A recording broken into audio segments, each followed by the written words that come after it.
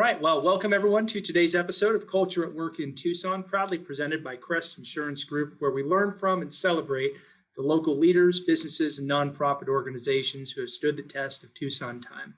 I'm your host, Matt Nelson of Crest Insurance, and I'm joined here virtually at Tucson Business RadioX studios today by John Smalley, CEO, President, and co-founder, Grand Poobah of all things pest management for Pest Friends, a Tucson business here that's really doing some exciting things in really, I think, a field that a lot of people don't fully understand. So I'm really excited for this conversation. And we're going to talk about a culture of entrepreneurship and how that culture is both leveraged, preserved, and transitioned through the phases of a business. And also how that relates to the overall workplace culture. So thank you so much, John, for joining us. It's truly a pleasure to have you on the show. As a bit of an aside, I'm now a personal client of Pest Friends. I was very impressed by your operation, and so I'm excited to learn more about your business, both as the podcast goes, but also as a customer. So, John, welcome aboard. Thanks. And thanks for the opportunity to talk, Matt. I love what you're doing here. I love celebrating business. I love championing business. I love championing people who celebrate business. So excited to be, just part of the call today and share my ideas. And also, I know you're an employee of Crest and Crest sponsors this, but I moved to Tucson roughly 13 years ago and came in contact with Crest on the personal side and now have all my business insurance with them as well. And I just can't be more impressed by the way the organization runs from the top down. You meet people at Crest and yourself included, and it's easy to like you guys. And then when you work with them on the personal side, you don't have to come in contact with them nearly as much as you do on the business side, but your organization always feels like they're taking care of me on any angle needed. And they're also just extremely easy to work with. So just wanted to maybe give a shout out to you as we jump into this. Thank you, John. I appreciate it. And I'll tell you what, as much as you're a serial entrepreneur, if there's ever an opening in our marketing department, we may have to find a way to put you in the payroll. So, well, I got a consulting company that can might not like the bill rate, but Yeah, there you go. Well, I'll tell you, first and foremost, we're thrilled to have you as a customer.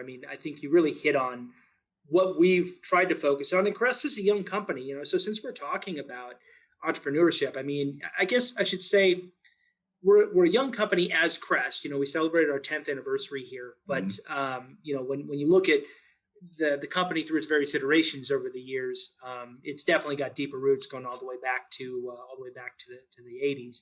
But I think one of the things you hit on, which is this idea of how do you preserve this culture of innovation and the feeling of a startup, right? Because what's the idea behind a startup is you have to be just acutely sensitive to, aware of, and responsive to the needs of your customer, right? Because you have to differentiate. That is the mission of a startup. Is we found a problem, we're going to differentiate, and we're going to outserve all of our competition as a means of amassing a customer base. And then as you grow, a business has to go through these seasons, right? Where all of a sudden, now it's like, all right, we're starting to standardize, we're starting to build processes, because what we're looking for is for our customers to have a consistent experience. We got to do that without losing what helped us win at the outset. Yeah. So, one of the things that I think might help us set the table for this, because I mentioned it, you as a serial entrepreneur, maybe you can bring us back to where it began. So tell us a little bit about John, what made you decide to foray into entrepreneurship? Was it something that you knew from the time you were in high school? Hey, I don't want to work for somebody. I want to run my own show. Or was it something that evolved over time? Yeah. There's a certain sexiness about that title or that life that doesn't really exist. Let me just kind of start that out there. Right. So it's really easy to commit to wanting to do that. A lot of people also commit to wanting to be a doctor or a brain surgeon or an astronaut, and it just doesn't happen, because going through the process is not nearly as sexy as it sounds. So, I'm not sure when I committed to it. I can look back at my work behaviors, and I knew that there was always a hustle, and there was always a hustle to get what I thought could be mine, but also then to outperform anybody else that was maybe in that arena with me. And quite honestly, I grew up in corporate America. I graduated college. I took my first job in retail, my second job in healthcare, and worked for a multi-billion-dollar healthcare company where I made my way, largely to the top. of the company. And as I went through that process, and it's a process that I probably recommend for a lot of, potential entrepreneurs to go through. Man, I made a lot of mistakes there, Matt, that I never had to make on my own, or that I won't make on my own, and I got a lot of development, a lot of coaching, and a lot of just absolutely amazing opportunities. And you couple that with what I consider to be, an A+ work ethic that I bring to the table each day, as well as a decent brain. And I moved my way to the top of that company. And as you do that first time where you got to make 80,000 and you make it and your life changes, all of a sudden immediately you want to make 120,000, and then you make that and you want to make 300,000, and you never really become satisfied, right? And so there's that gaping hole there. And one of the things you start to realize at different thresholds for different people, but usually financial thresholds, is that the satisfaction of working for a company is not always about the simple paycheck that you get. It's what's left. Like how much can I actually control? How much can I actually, take to the grave with me? Do I own the asset? Can I make the changes that I want to make? And I got to a spot with a large, like I said, healthcare organization that was an A+ employer. I mean, these guys put so much time and energy and resources and monies into me. And they were great. I loved it. But at some point, it wasn't my company. There's that sense of being able to likely retire the way that I wanted to retire at the age I wanted to retire. And I can't tell you what it is, but I think other entrepreneurs have this feeling. Like, one of the scariest thoughts in my mind ever was potentially being on my deathbed and just asking myself, or feeling to myself, like, why didn't you bet on yourself? If you've been successful in all these other areas and you've made a lot of other people a lot of money, like, at what point were you not confident enough to bet on yourself? And you know what, quite honestly, man, I did that for the first time while I was still working for that organization. I created a consulting company. I started to see what other people thought about just potentially interacting with me, started to gauge what they would pay me, was almost blown away by it. And then after the consulting company, I also created a wellness company with some guys that I was friends with. The one thing the consulting company taught me is that although I wanted to go into entrepreneurship, I wasn't really interested in doing things by myself going forward. I wanted to go through it with people that were like-minded, that I trusted, that were my friends, that I could celebrate with, that I could work through challenges with, et cetera. So, to answer your question, when did you decide? I don't know. I think I decided, but didn't act on it probably, 100 times before I actually decided. But the first company was a company called J. Smalley Group, which is a consulting company. And the second company was Tucson Wellness, which is a prominent wellness company here in town that's doing really well. And then as I continued to get opportunity after opportunity, and quite frankly, was able to save some money from the healthcare company, I decided that when the stars aligned, and they did, that it was going to be my chance to leave.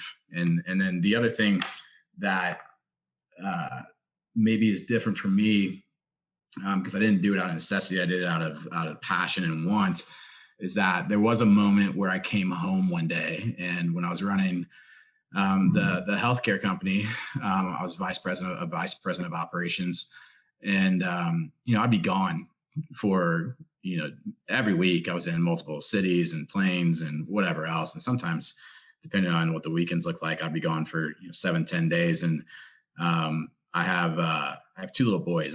They're 5 now and 2.5, almost 3. And I'd come home, and my 2.5-year-old had just been born. So my 5-year-old was probably 2.5, and walked through the garage and was just talking to him. And I saw this look in his eyes where it was almost devastating, but he was like processing who I was, and because I'd been gone, I just kept coming and going. And I just, at that moment in time, kind of knew that I had to come back home, And so when you couple that up with the concept of, I need to be here, I want to raise these boys, I want to be an amazing dad, I want to make their life, as good as possible, plus the financial freedom, plus, quite honestly, having a badass wife that does really well in business as well.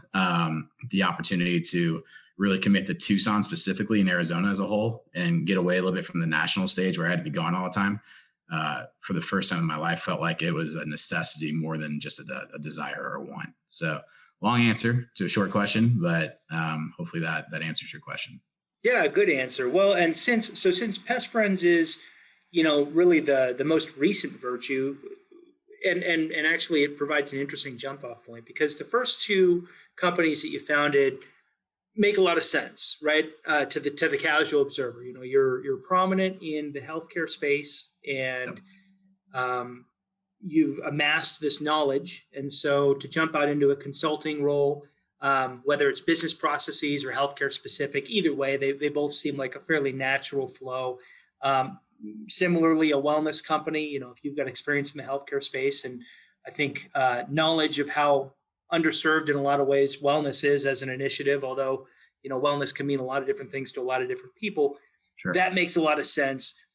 So tell me how you arrived at pest control, though, because that seems like quite the leap. And it's also not something that you would commonly think of as like a passion project, right? Like if I was to go out and jump and start a mountain biking company, people would say, okay, that's a little different than what Matt does, but we get it. He found an opportunity and ran at it. So walk us through that. Well, let me start off by saying that I wasn't looking for an opportunity in pest control, but I did have criteria that I look for any company, and at this point in time, and we talk about serial entrepreneurship, I get a question a lot like, how do you run that many companies? I don't. When you commit to a company in serial entrepreneurship, you're committed to that company until you can hand it over to somebody better than you, right? So, and I was in that space where I was willing and ready to commit to a few things. And there was also part of me, before I tell you what I was looking for, that always wondered, like, are my skills transferable? Am I just good at the staffing game? Am I just good at systems and process? Am I just good at operations? Am I just, I've been fortunate to lead a lot of really great people and develop a lot of really great people. Or can I do that anywhere I go? And I do honestly believe that when you look at the makeup, the DNA of really good companies, Matt, I think they're 95% the same. I think that those common core characteristics that drive those companies are largely the same. And that's why you see successful people and successful entrepreneurs or CEOs or whoever you want to monitor. A lot of times they all read. A lot of times they all work out in the morning. There's certain things that they all do. And I think that same thing can be said about the business as a whole with the DNA. So that being said, the things that I was looking for were a few things. I was looking for an industry that was recession proof. I just think that's important. That was something that, that will allow you to slightly control what you can't control, and industries that are recession proof typically do really well in good times, and then typically also, still do pretty well in bad times. I was looking for something with recurring revenue. I think that is a big part of any plan. If you're constantly just doing a deal and then that deal is over and you got to go kill something else to eat that night, that can be really stressful and slightly unproductive as well. And that's actually one of the things that led me into the wellness industry after the consulting industry, because I just didn't like doing deal by deal by deal. At that point, you're only as good as the amount of hours that you can have within a week. So I was looking for those two things. I was looking for recurring revenues, and I was looking for something recession proof. Now, here's the kicker: is if you can find one of those things in an industry that has not innovated, right, but would be rewarded if it innovated, then you have the opportunity to come in and really gain massive market share, I believe, at a fairly quick rate compared to maybe some other industries. And the example I'll give you, Matt, is, you probably, well, actually, I know you don't, but let's say before me, right? So you probably purchased pest control the same way that your mother purchased pest control, and she probably purchased it the same way that her father purchased pest control, which is just pay somebody to come out there and spray. The pay for spray concept is quite actually disgusting in a lot of ways if you think about it, because you're just paying for somebody to put chemicals that you really don't want around you or your kids or your family or your house, around your house, right? And so I looked at that and I just thought to myself, that's outdated, and I'll get back to that in a second.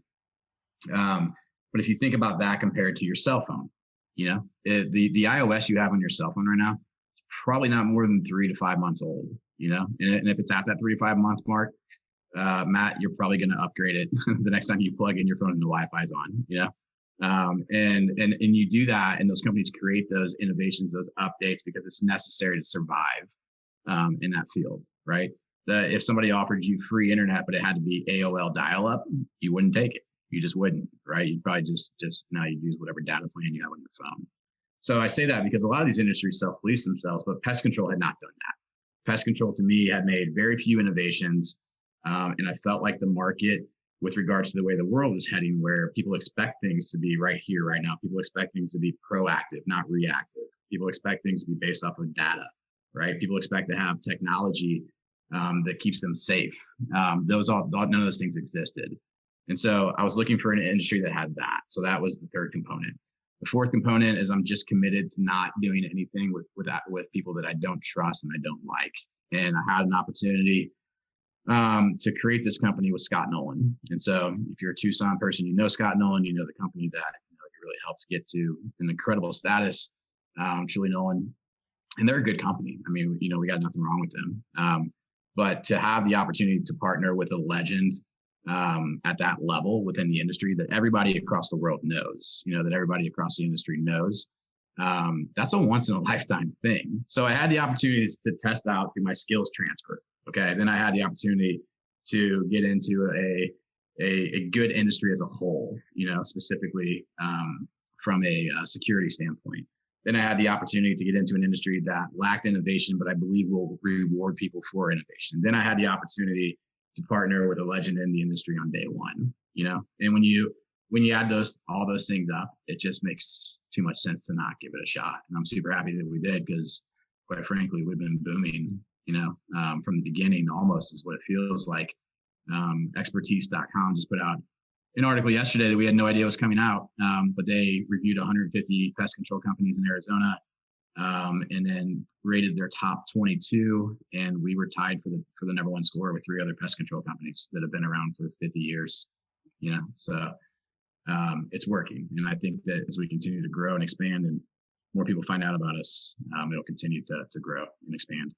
So I heard 2 kind of recurring themes there. One was, as you were talking about, reoccurring revenue and, kind of a customer first focus and that sort of thing. In my mind, I think relationships, right?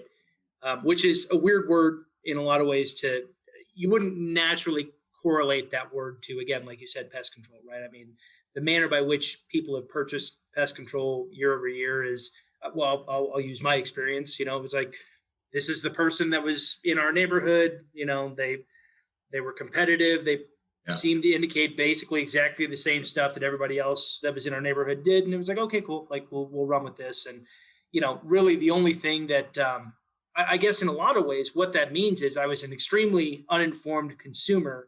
Sure. About a product that I'd never really understood what it should look like. So on one hand, there's the relationship component, right? Which deals with your persistency of revenue and things like that. But the other thing is, I'm curious from your perspective, and maybe this is a differentiation question, what does smart pest control look like? Because you told me what it doesn't look like, which is, spray, we'll call it spray and pray, right? Yeah. But what does smart pest control look like? How is that differentiated? Well, we call it modern pest control, but let's start off with the relationship piece you just picked up there. I mean, if part of it has to do with having a relationship, and the relationship is not always with the customer. Sometimes it's with the street. Sometimes it's with the neighborhood. Sometimes it's just being engaged and being involved. People want to hire experts. People want to know that what my neighbor needs, and what my street needs, and what my neighborhood needs. And therefore, when my problem comes to you, you're going to be available and you're going to be able to help me out. Right. And you're going to be able to do that because you've got perspective. So there is a relationship piece there. And then what you also have to do is you have to create that sense of ownership, that sense of, and for the technician position, these are guys that spend 50 hours a week out in the summer sun in Arizona. That can be a beatdown, and they genuinely love their job. They genuinely love making their customers feel better. But at some point, it's just not worth it for them because they make their $13 an hour, $14 an hour, and then go home, and there is no sense of ownership there. And I would say that new pest control is going to be in line with a lot of other industries that we have to really position ourselves, and we're committed to positioning ourselves to be the employer of choice, and the employer of choice is a place where you treat employees so well, whether that's, the way you just talk to them and treat them as a human being, or whether that's the opportunity that you give them going forward, that people are knocking on your door to come to your company. And that's just not the case right now. We know that, right? Employment in general. So then you got to ask yourself, what does that look like? So if I want my technicians, first of all, nobody will ever care about your business the way that you do. And you've got to accept that. It's it's just not as personal to them. So then you ask yourself, okay, Matt, what do I do? What do I do to get somebody to care about it significantly more than they normally would? And there is opportunity to add ownership opportunities for these employees and to create some type of advantage or incentive for them to treat the business closer to the way that you would treat them than maybe that disgruntled employee I mentioned earlier. So, for us specifically, and I won't talk to everybody else, but we do have a work to own option. We've got an option where, hey, you come in, you learn our systems, you learn our processes, and you start to show that you're an amazing teammate. You start to show that you care about growing the business the way that I care about growing the business, the way that our clients ask us to grow the business. You take care of them, you listen to them, you treat them the right way, you do things ethically. You do all these things that owners do, but sometimes lose as they grow and expand. And if you do that, Matt, guess what? At the end of the day, there's an opportunity for you to continue to not just move up in the company, but actually have some type of equity within the organization or within the territory that you've developed for the company.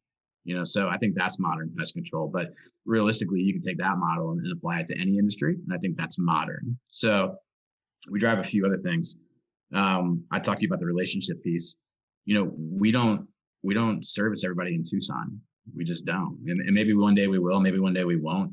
But we service very specific areas. And when we're not servicing those areas, we're working on community involvement in those areas. So we started off in the foothills. That's where I live. That's where the company's based. That's where Scott lives. We know a lot about it. It's also the most, severe issues that we have in pest control. And we just committed. We said, look, we're going to spend all of our time in this area until we have no time left. And then we're just going to continue to reinvest and repeat that process. But we support little leagues, we support track ranch. We do a lot of community involvement.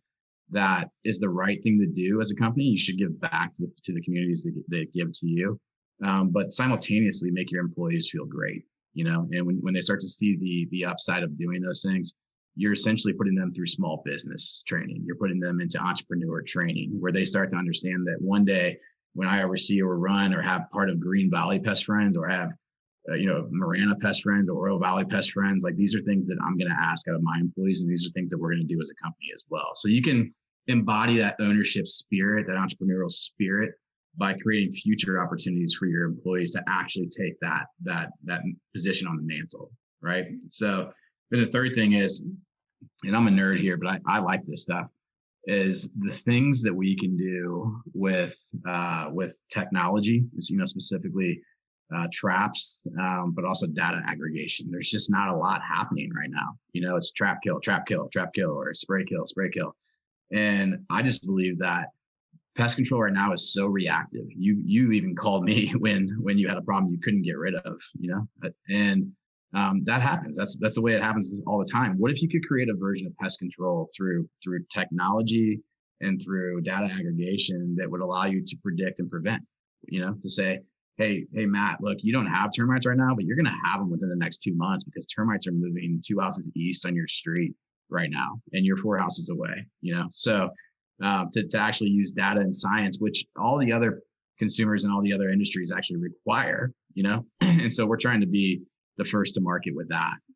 There's also this concept of IPM, which is integrated pest management, that a lot of what I think, old school players or bigger players push back on because it's going to drastically change the way they treat your house, but the concept there is do no harm. If you have a cockroach problem, I should be treating you for cockroaches. I shouldn't be treating your house for 10 other things and 10 other chemicals that don't make sense for you. So we've created a process called Lone C, which basically says that every size is not a fit all, right? And in that scenario, what I mean is you've got companies out there that say, we're going to spray your house, Matt, with nothing but organic, and it's like, okay, well, that's cool for 75% of the things that it'll fix, but it's not cool for the other 25% of things that make you and your wife and your kids uncomfortable in your own home, right?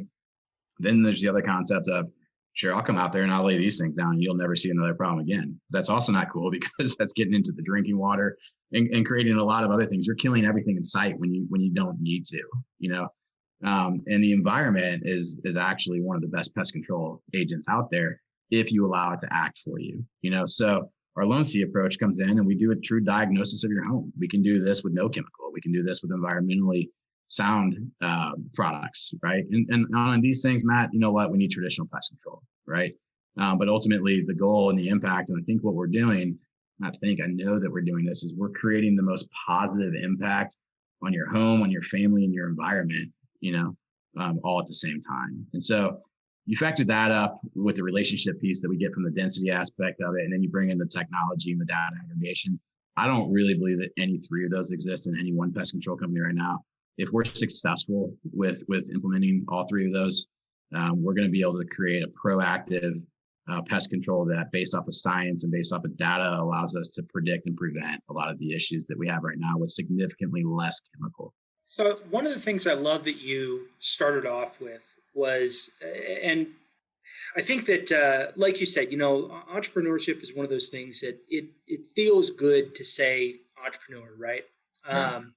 The challenge that seems to be, and I say this as somebody who I had it in my head that I was like, I got out of the got back to Arizona from my time stationed back on the East Coast, and I had this entrepreneurial venture in my mind, right? And so decided I was going to make this giant splash. And, as happens with a number of entrepreneurial ventures, there was a portion where I got a little over my skis, and it materialized in the form of just the business not being sustainable, right? And so you spent a lot of time working your way up through an established company. And so it seems like that gave you a perspective such that you could avoid a lot of the pitfalls that a lot of entrepreneurs stumble across. So, I mean, aside from the things that, probably people talk about ad nauseum, right? Like, does somebody have a business education? Do you have some understanding as to how to do customer relationship management, that sort of thing? What do you look at as some of the biggest obstacles to transitioning from that entrepreneurial mindset, where it's, hey, look, we are going to bend to fit the customer. We're going to aggressively differentiate. And our culture is going to be built about that idea of pivoting fast and adapting to the market, to consistency of experience, which allows you to scale an organization and grow in headcount, things like that. So what do you view as the big, maybe non-obvious stumbling blocks that you learned along the way? Well, I would just say, even in that kind of last example you gave me, too often I think it's the question is, which one do we do? It's one or the other. And, I'm a big believer in kind of challenging the status quo. It's what I'm living for right now with pest control. And maybe it's the fact that I'm the third of three, or, whatever, but I always just kind of have the concept of like, why can't we just do both? Like, why not start with the end in mind and start to build out a process that allows you to keep one, but not, and develop the other, as opposed to keep one and lose the other, And I think you have to think about that. And sometimes that's your structure. Sometimes that's your systems and your processes. Sometimes that's the incentives and the way that you reward top producers. Entrepreneurialism is not for the faint of heart. Let's be honest about that. As you went through that process, and I should have started off by saying I appreciate your service. That's something that not a lot of people can do, and you obviously did it. I appreciate that. But as you went through that process, if you're honest with the viewers right now, Matt, you probably had some of the worst sleeps of your life throughout that process, and I can tell you that I've had that numerous times, and I'm not sure. I tell you I'll never do it again, but I'm not positive I won't. When this thing takes off and we've got amazing people changing their lives like that, you gotta remember the end feeling. You gotta remember the guy who buys a house he never thought he could buy, the guy who gets married because he can afford an engagement ring finally for his wife. Those things seem to kind of make you forget some of these struggles that you have up front. So as you continue to grow, you should have one or two or three principles that just never change, and those are really your core values, And so, like, our number one core value is treat people like family.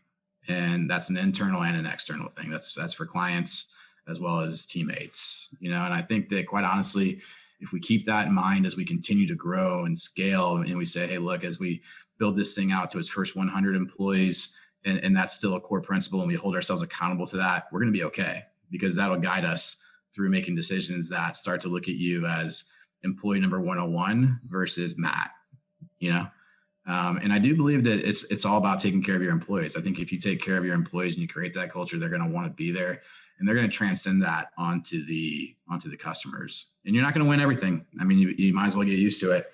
There's always somebody out there who who wants to hate on you just because they want to hate on you, and the key is to show up every single day, to work hard every single day, to have a commitment to a good product, and then to go, work your butt off to deliver that on a regular basis. So I wouldn't tell you that the path I've taken is the exact same in any company, because it's not. It always goes different.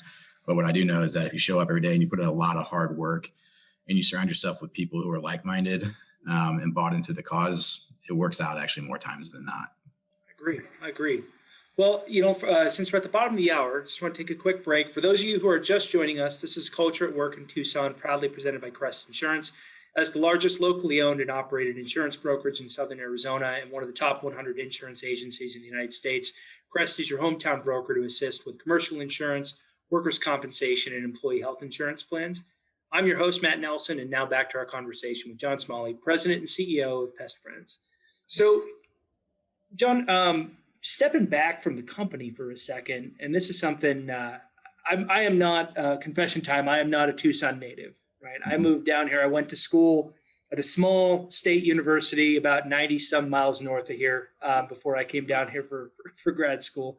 And Tucson really grew on me. But I'm curious, what's your story with respect to Tucson? Why Tucson? Especially with, like you said, you were climbing the corporate ladder. And one of the things that climbing the corporate ladder does usually afford is the opportunity to choose where you want your next adventure to go. So what keeps you here? Well, that's a great question.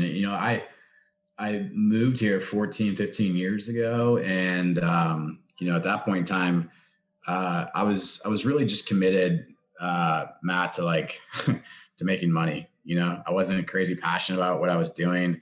I was just committed to bettering my financial situation. And, I had a conversation with this company, and I just said, hey, look, I don't want to wait on the timeline that you guys have for me. So, why don't you just give me your worst territory and your worst areas, and I'll go do things that other people don't want to do. And I'm not married. I don't have kids. I'll go wherever you need me to go. And so, the company took me out of St. Louis, which is where I'm originally from. I went to school in Missouri. And gave me an opportunity in Omaha, Nebraska. And quite honestly, man, it was a quick fix. I went in there, and I don't know if you've ever been to Omaha, but just really great, God-fearing, good people. I could tell you stories about Omaha all day long, but what they were just missing is a few systems and processes and a little bit of a vision, and we were able to turn that around super quick. So of course, me at that point in time, feeling really good about myself, I said, hey, same thing, just get me out of Omaha. I wasn't crazy happy at Omaha, being a 23, 24, 25, whatever I was at that point in time, finally making a little bit of money in Omaha, Nebraska really wasn't that ideal for me. So I said, same thing, I'll go anywhere, but it has to be warm. and quite honestly, man, I was trying to go to Florida. You grew up in the Midwest, and that's where people think you go to die. So I wanted to go to Florida, and they were like, hey, Arizona. And I was like, okay. So came here. The operation I took over at that point in time was the worst producing operation in the company. We were able to turn it around. This time it wasn't a matter of months, it was a matter of 2 years to the number one operation in the entire company. And I took a massive beat down personally as I went through that process.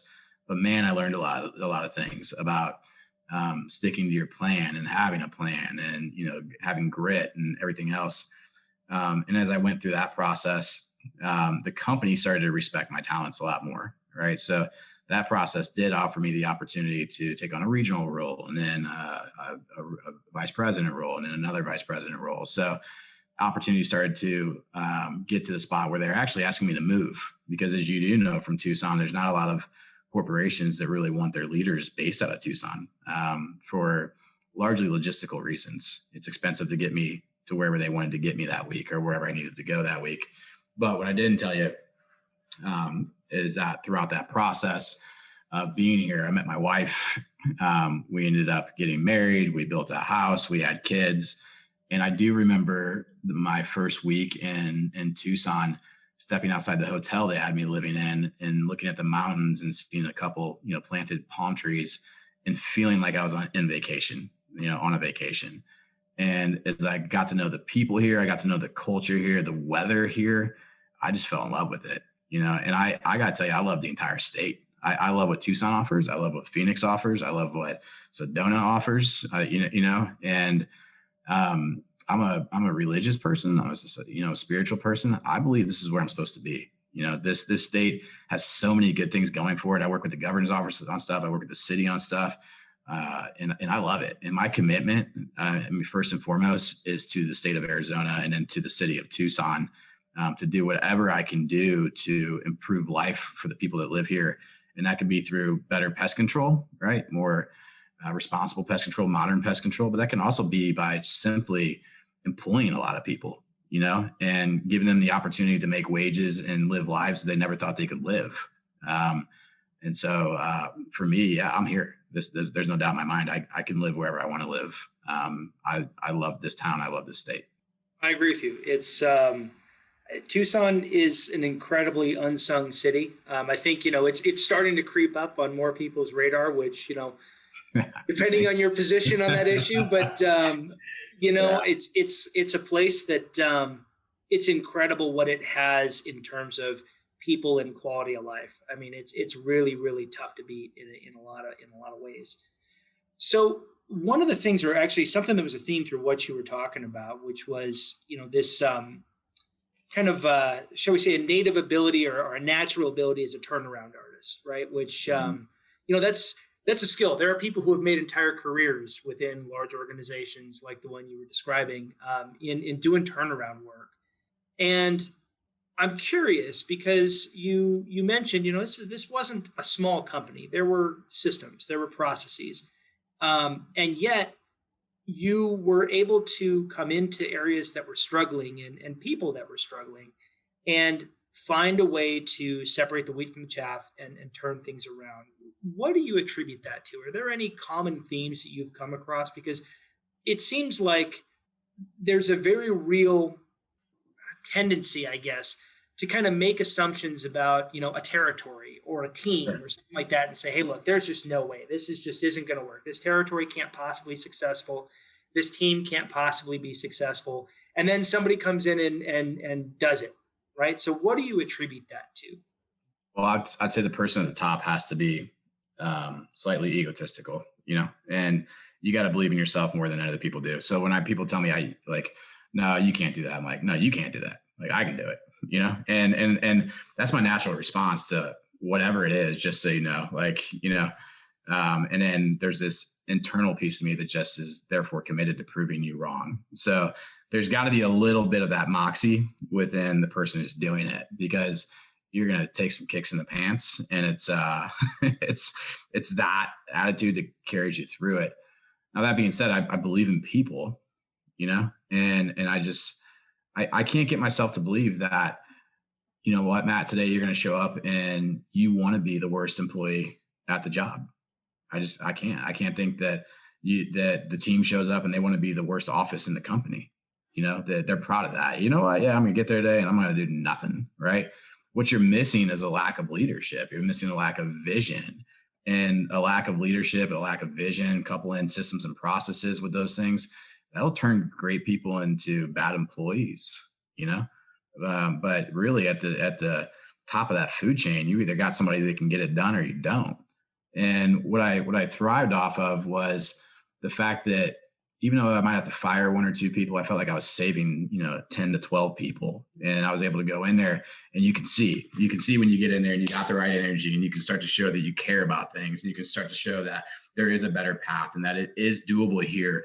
And Matt, if you want to, you can be part of that solution, but you got to want to, and you got to show up tomorrow. I'm willing to forgive all sins in the past, but tomorrow is the best Matt. Tomorrow's the Matt that took the job in the first place, right? And guess what, Betty? Same goes for you, right? We're all showing up again tomorrow.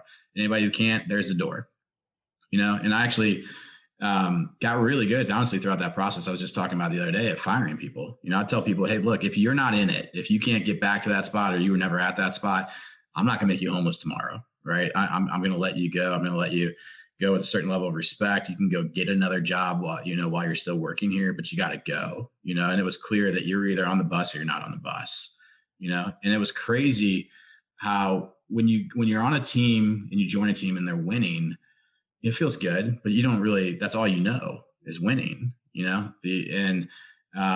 what's the better feeling is when you're on a team that's not winning and you're part of that initial foundation. It starts to turn the tide, and then because you remember those tough days and you wear them like merit badges, and then you talk about them like you walked uphill both ways in snow, kind of concept. And so like that made it for me, so ultimately it was a question of, if we're in this market, there's the ability to do business, if we want to do business, but you got to have good leadership. You got to have a good vision.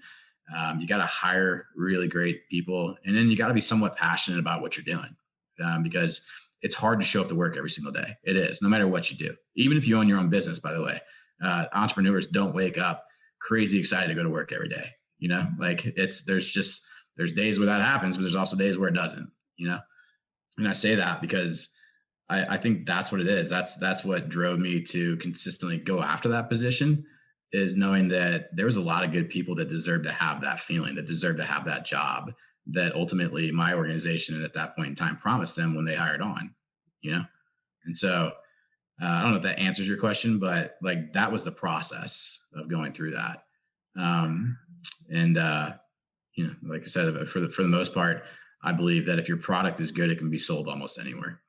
One of the things that you seem to hit on, and I believe it's Patrick Lencioni, but it's that whole idea of, right person in the right seat, and then you figure out who wants to be on the bus and who doesn't. So when you were in the midst of your turnarounds, like you said, there's the decision of, are you on the team or off the team, right? And then there's the decision, and as somebody who I played a little bit of football, I wasn't really all that good at it, but I had fun and I appreciate the game. This idea of, all right, look, like you think you're going to be a wide receiver, you actually need to be on defense, right? Yeah. And so when you're doing a turnaround, there are people who have wound up, they're good people, they have talent, they just happen to be, their skills are being aligned in the wrong, their skills are being pointed in the wrong direction. So how do you have that discussion with somebody who, maybe that's a demotion, maybe that's, them reimagining it. How did you, when you were coming in and turning these operations around, these segments around, what did you lean on to help have that conversation? In that scenario right there, what I think your approach is you really focus on the concept of team first, and that this thing is bigger than just you individually, and that when the team wins, you're going to win. It's, when the entire team is winning, Matt, if all of Crest is crushing it, you're going to do fairly well, right? Because Crest is crushing it. Now, that being said, if you figured out a way to do extremely well, but you had to isolate yourself and the rest of Crest is failing, then eventually you're out of a job because Crest failed and you're not strong enough to carry the company. And quite honestly, the approach that you took at that point in time was probably detrimental to everybody besides yourself. And I believe that in a large part, people are willing, especially short term, to do what's best for the team if they see a long-term opportunity for themselves, and as long as you're committed to having a plan for people, to talking to people openly and saying, look, this is what we need. We don't have anybody else that can do this right now, but we'll be looking for this person. And as you go through the process, Matt, have an open mind. Maybe you'll fall in love with it. Maybe we'll start to develop a skill set that you didn't know you had, right? But ultimately, the other 10 people who are still here with you, they need you to be this person right now, and then, you can't want it more than they want it. So they've got to be on board. And if they're not, that's where those short-term headaches pop up, where you got to let them go, because even if they fill a role, but they're a negative cancer on the team, you got to get them out. There's no space for those people. So, ultimately, I think you start with team first, and you explain the fact that when the team wins, you win. And when the team wins long-term, you win long-term. And ultimately, as you go through that process and you're more and more of a part of that team winning, we can start to absolutely define a career or a job that fits what you want to do, assuming that you're talented enough to do it.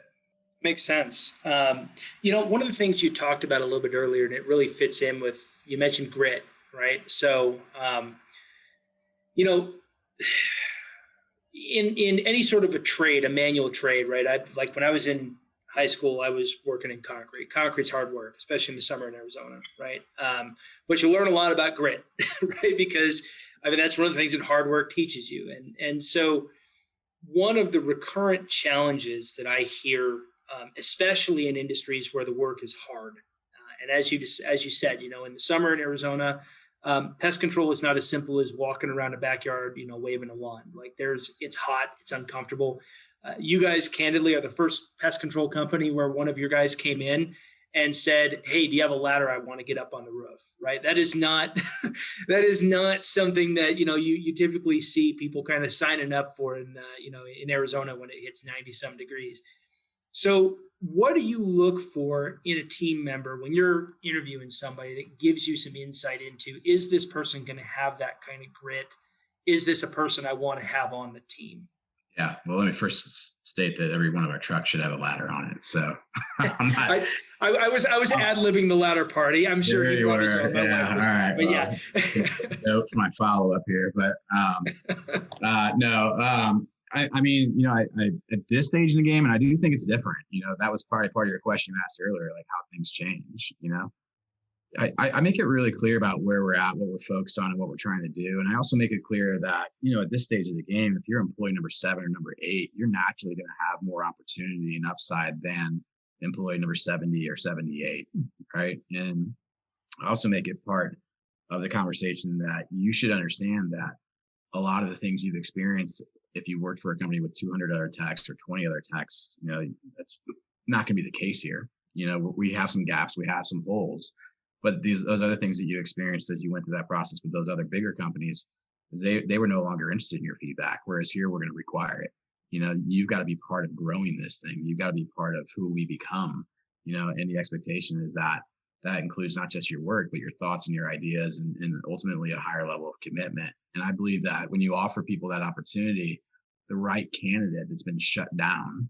I just had an employee tell me the other day, it's hard for me to communicate these ideas because although I've had these thoughts, I've never been able to communicate them, openly without some sense of like retribution. And to me, I think there's a lot of employees out there that feel that way. And if you offer them the opportunity to have the opposite side, that cool side of the pillow, they're willing to take it, So ultimately, as far as evaluating good people, I hate to tell you this, but something about it is also just your gut. You know or you don't know. And if you got a bad gut when it comes to judging good people, it's going to be really hard for you to be an entrepreneur, because selecting great people, it's not just important to like you as the owner, but it's a duty that you owe to the other employees. You owe it to the other employees to not select that person who is not going to be a good fit, but could take care of some short-term problems for you, because that person's going to create long-term problems. And if you don't have that gut, or you don't have the mental capacity to understand what I just said there about short-term decisions causing long-term problems, when the decision is wrong, then again, you shouldn't be an owner of the company. So there's also certain things that we talk about. We're trying to be as clear as possible about the job, about the expectation, about where you're at today versus where you could be a year from now, but also what you have to sacrifice and give up on your end to do that. And at the end of the day, if you have those conversations and you have them appropriately, you can sleep well at night if it doesn't work out, because that person decided not to act on a lot of it. But as an employer, you also have a responsibility to get the person through the process. And I believe that employers do need to do more to support the people who want to get through that process. It's tough, whether it's pest control or anything. I agree. It's hard to believe that we're already coming up to the tail end of our hour here. But I've got one question I wanted to leave you with, and you've kind of sprinkled a little bit of this, or actually I should say sprinkled a lot of this throughout. But if you had to summarize, if somebody is listening to this today and they're saying, all right, what this John guy is talking about, this sounds incredible, right? Whether it's, I'm wanting to jump into an underserved industry and kind of innovate my way through, or if it's, hey, look, I've been thinking this passion project and I want to stand it up, and I think that's where I'm going to make my mark. But somebody's saying, hey, I want to branch out, be an entrepreneur, start things up, and make it something that is scalable and growable. Is there a nugget that you would say, this is the thing that you need to protect, or this is the thing you need to keep in mind? If you really want this, this is what you've got to double down on. Yeah. The personal freedoms that you have, whether it's from working for another corporation, which is typically what happens, those go away. You vilify corporate America all you want, There's a lot of safety there. There's a lot of the ability to take PTO and forget about your job for a week. The sacrifices that you'll make early on to have those long-term gains are crazy real, and the advice I have would be go talk to somebody else who's done it, because those are the merit badges that I mentioned earlier. Those are the things that we're all proud of. And you need to be able to remember that as you go through the process, because otherwise it'll bury you, and it's not for everybody. If it was, there'd actually be a huge problem. So, from a labor standpoint, but regardless, that's my suggestion, call somebody who's gone through it, and then be willing to help other people as you go through the process as well. Just do the right thing. It seems like the good energy you put out seems to make its way back to you. And I'll volunteer myself. If you put out my name or my email or my phone number, I didn't get here by myself. I got here by a bunch of people taking chances on me when they probably shouldn't have taken a chance on me, by a bunch of people believing in me when I'm not sure I even believed in myself, and by a bunch of people who had been successful just giving back because they believe it's the right thing to do. And I'm uber committed to returning all that to somebody else. So, my answer to you is talk to somebody else who's done what you want to do, and ask them about the worst days, and then also ask them about the best days. You don't have to go super negative there, but ask them about the best days as well, so that you know what the upside looks like. And then really, truly gut check yourself on, do you want to go through that process, and do you have the skill set to go through that process? I appreciate that. There's a humility and an authenticity in that, and really kind of throughout this entire conversation, which parallels the conversation we had when we got the opportunity to start working together, that I think is really special. And the thing that I've noticed after doing a number of these interviews with people who have walked a similar road is that those seem to be characteristics. If you're gonna make a go at it, you've got to have some humility to recognize, okay, I'm not perfect, I'm not infallible, and learn from those lessons. And you have to have an authenticity such that people want to follow you, right? Because that's the mantle of the leader, right? Is you got to have people who are willing to follow you if you're going to lead. So with that in mind, if somebody wanted to find out about Pest Friends and about what you guys are doing, how do they find you? Well, we've gotten a bunch of great publicity and press releases, but easiest thing to do is call 520-999-BUGS and talk to one of our people, including me. You can ask for me if you want, or you can go to www.mypestfriends.com. So mypest, P-E-S-T, friends, Friends.com. Go to our Facebook page. Those are probably the three easiest areas to find out about us. If you go to Google, you can research us. You'll start to see that our reviews just simply outperform everybody else.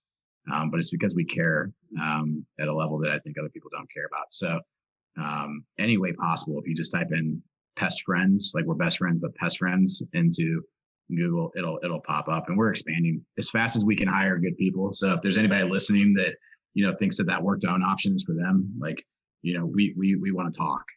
But yeah, Google My Pest Friends, go to mypestfriends.com, call the number. Well, John, thank you so much. I appreciate you taking the time to sit down and talk about just kind of your story and your business. I appreciate knowing more about your company than I did from, when we first kind of started talking about the possibility of working together. And the more that I've learned, the more proud I am to have, that we are to have you guys as a client. So, with that said, thank you so much for taking the time to sit down with us and share your story with our listeners. To all those who are listening, thank you for taking some time out of your afternoon. And this is Matt Nelson with Culture at Work in Tucson, and John Smalley, President and CEO of Pest Friends here in Tucson. Signing off. We'll catch you next month. Thanks much, everybody.